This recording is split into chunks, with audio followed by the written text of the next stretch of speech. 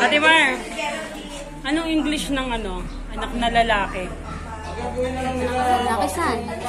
Anong spelling ng araw? S-U-N. Anong spelling ng araw?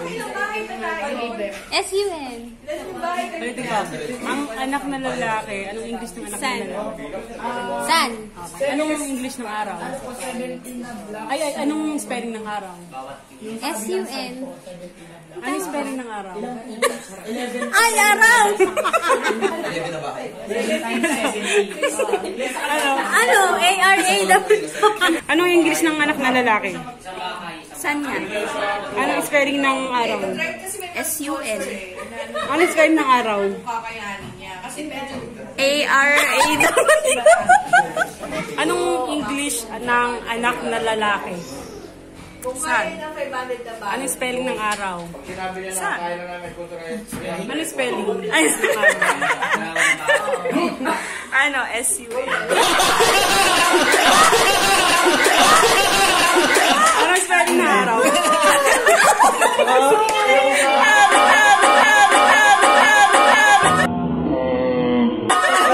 Araw. A-R-A-W. Ben, anong English ng anak na lalaki? Ay, nasabi na sa akin ito doon.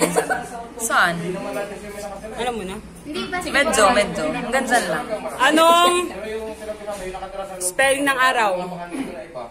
Spelling ng araw? English or Tagalog?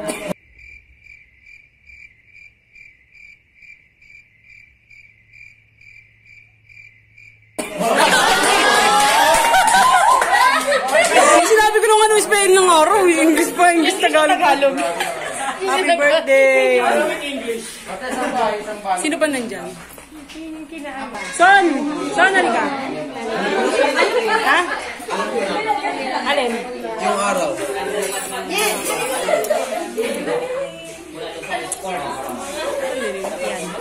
Kung ang kuto ay gumagapang sa ulo, ang garapata ay gumagapang sa aso, ano naman ang gumagapang sa kabayo?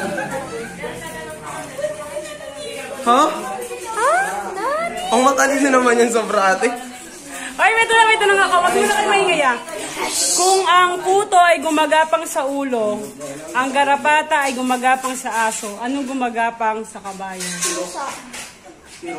Ba't ganyan yung tanong? Hindi naman yun logic eh. Hindi naman daw ganyan kanina. Kaya ako spelling. Ano, di kaya ng talino mo? Wait lang. Di po ba garapata tawag din doon? Hindi. Insekto. Sirit ka na? Ano po? Plancha.